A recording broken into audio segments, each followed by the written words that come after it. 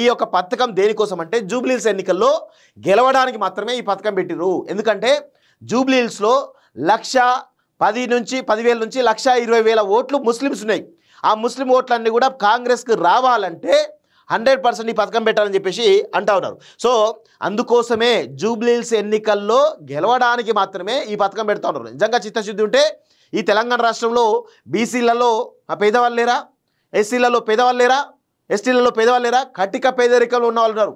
కానీ వాళ్ళు ఎవరికి ఇవ్వకుండా కేవలం ముస్లిమ్స్కి ఇవ్వడం గల కారణాలు ఏంటి అంటే కేవలం జూబ్లీహిల్స్లో కాంగ్రెస్ పార్టీ గెలవాలి కాబట్టి ఈరోజు ఆ ప్రయత్నం చేస్తున్నట్టుగా చాలా స్పష్టంగా అర్థమవుతుంది. జూబ్లీహిల్స్లో 1,10,000 నుంచి 1,20,000 ఓట్లకు పైగా ఓట్లున్నాయి. ఈ ఓట్లన్నిటి కూడా ముఖ్యంగా మైనార్టీలు మొత్తం కలిపి 1,50,000 వరకు ఉంటారు అనేది ఒక అంచనా. సో ఈ అంచనా ఏంటంటే ఈ ఓట్లన్నీ కూడా కాంగ్రెస్ పార్టీకి పడాలంటే ఆ ఐక్యం చేయాలంటే సో ఏకీకృతం చేయాలంటే ఒక పథకం తీసుకురావాలని చెప్పేసి ఈరోజు ఈ ప్రయత్నం తీసుకొచ్చారు. దానిలో భాగంగానే ఇవన్నీ కూడా తీసుకొచ్చారు. ముస్లింలకు ఆర్థిక భరోసా, చిరు వ్యాపారులకు 50,000, ఫకీర్ దూదేకుల వర్గాలకు మోపెడ్ 1,00,000 గ్రాంట్ అంటూ చూస్తూ ఉన్నాం. సో ఒకసారి దీని గురించి కూడా మనం డీటెయిల్గా మాట్లాడదాం. మరి సరే ముస్లింలకు ఇస్తారు తప్పేమీ లేదు, మరి హిందువులో ఉన్నటువంటి పేదవాళ్ళకి ఇవ్వాలి కదా, ఎందుకు ఇవ్వరు అంటే చూడండి. ఇందిరమ్మ మైనార్టీ మహిళా యోజన, రేవంత్ అన్న కా సహారా, మిస్కినో కే లియే పథకాలు, ఫకీర్ దూదేకుల వర్గాలకు మోపెడ్లు, 1,00,000 రూపాయల సాయం, అడ్లూరు లక్ష్మణ్ 2 పథకాలు ప్రారంభించిన మంత్రి. రాష్ట్రంలోని చాలా జాగ్రత్తగా వినండి. సో ఇక్కడ నేను వీళ్ళకి ఇవ్వడానికి నేను అద్దంట్లేను. మరి ఇక్కడ ఉన్నటువంటి తెలంగాణ రాష్ట్రంలో ఉన్నటువంటి పేద ప్రజలు, బీసీ వర్గాలు, ఎస్సీ ఎస్టీ వర్గాలకు మరి ఇవ్వాలి కదా, వాళ్ళకు ఇవ్వాలి కదా, ఎందుకు ఇవ్వరు? ఇది ఎందుకు అంటే ఇక్కడ చాలా స్పష్టంగా గుర్తుపెట్టుకోండి.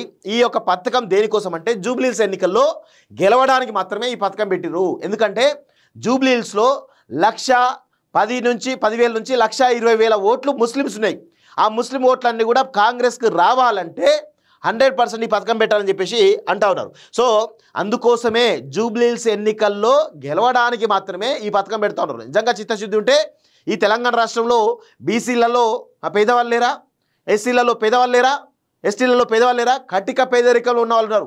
కానీ వాళ్ళు ఎవరికి ఇవ్వకుండా కేవలం ముస్లిమ్స్కి ఇవ్వడం గల కారణాలు ఏంటి అంటే కేవలం జూబ్లీహిల్స్లో కాంగ్రెస్ పార్టీ గెలవాలి కాబట్టి ఈరోజు ఆ ప్రయత్నం చేస్తున్నట్టుగా చాలా స్పష్టంగా అర్థమవుతుంది. జూబ్లీహిల్స్లో 1,10,000 నుంచి 1,20,000 ఓట్లకు పైగా ఓట్లున్నాయి. ఈ ఓట్లన్నిటి కూడా ముఖ్యంగా మైనార్టీలు మొత్తం కలిపి 1,50,000 వరకు ఉంటారు అనేది ఒక అంచనా. సో ఈ అంచనా ఏంటంటే ఈ ఓట్లన్నీ కూడా కాంగ్రెస్ పార్టీకి పడాలంటే ఆ ఐక్యం చేయాలంటే సో ఏకీకృతం చేయాలంటే ఒక పథకం తీసుకురావాలని చెప్పేసి ఈరోజు ఈ ప్రయత్నం తీసుకొచ్చారు. దానిలో భాగంగానే ఇవన్నీ కూడా తీసుకొచ్చారు. సో రాష్ట్రంలోని ముస్లిం మైనార్టీల అభివృద్ధికి ఆర్థిక భరోసాకు కాంగ్రెస్ ప్రభుత్వం మరొక ముందడుగు వేసిందని ఎస్సీ ఎస్టీ మైనార్టీ దివ్యాంగులు వృద్ధుల సంక్షేమ శాఖ మంత్రి అడ్లూరి లక్ష్మణ్ తెలిపారు. సచివాలయంలో శుక్రవారం ఇందిరమ్మ మైనార్టీ మహిళా యోజన, రేవంత్ అన్నక సహారా, మిస్కినో కేలియే పేదలకు రేవంత్ అన్న సాయం. ఇక ఈయన కూడా స్టార్ట్ చేసిండు భజన. కేసీఆర్ లెక్కనే నియంత పోకళ్ళతోటి పథకాలను తమ పేరు మీద పెట్టేటువంటి ప్రయత్నం చేస్తూ ఉన్నారు. సో ఇది ఎంతవరకు ఏముంటుంది అనేది తర్వాత చెప్దాము. దీని గురించి చాలా క్లియర్గా ఎంత మోసం అంటే ఈ సందర్భంగా ఆయన మాట్లాడుతూ 2 పథకాలు ముస్లిం మైనార్టీ సద్వినియోగం చేసుకోవాలని పిలుపునిచ్చారు. ఈ పథకాలు మైనార్టీల జీవన ప్రమాణాలు మెరుగుపరుస్తాయని, పేదలకు ఆర్థిక భరోసా కల్పిస్తాయని వెల్లడించారు. వితంతువులు, విడాకులు పొందిన వారు, అనాథలు, అవివాహిత మహిళలు చిన్న వ్యాపారం మొదలుపెట్టి స్వయం ఉపాధి పొందేలా ఇందిరమ్మ యోజన తోడ్పడుతున్నారు. చిన్న వ్యాపారాలు ప్రారంభించడానికి 50,000 ఆర్థిక సాయం అందిస్తామన్నారు.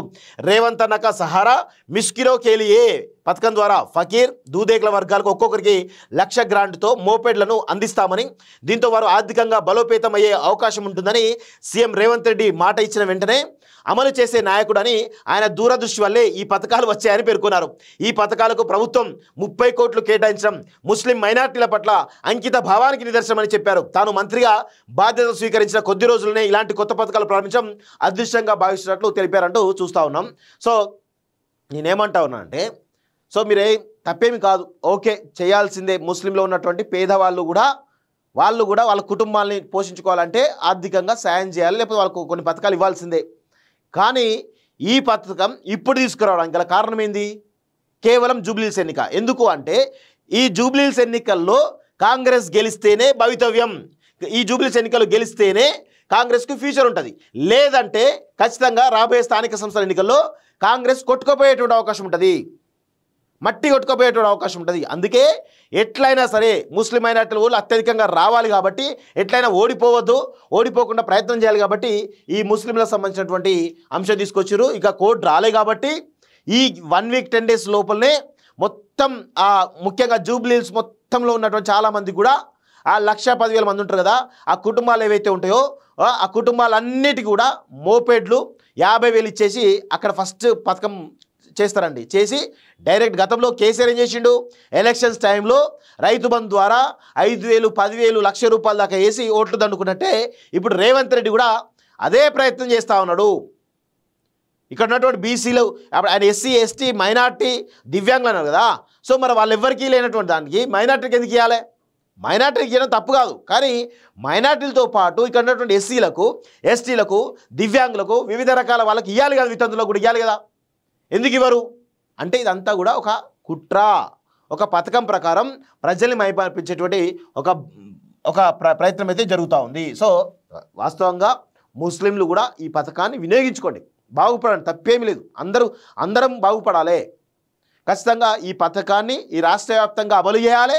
రాష్ట్ర వ్యాప్తంగా ఉన్న ముస్లిమ్స్ కూడా లబ్ధి పొంది ఆ యొక్క కుటుంబాలను కూడా పోషించుకోవాలి. పేదవాళ్ళు ఎవరైతే ఉన్నారో వాళ్ళందరూ కూడా లబ్ధి చేకూర్చే విధంగా ప్రభుత్వ ప్రయత్నం ఉండాలి. కేవలం జూబ్లీహిల్స్కో లేకపోతే దానికో దీనికో ఉండొద్దు అని చెప్పేసి కూడా నేను కోరుతా ఉన్నాను.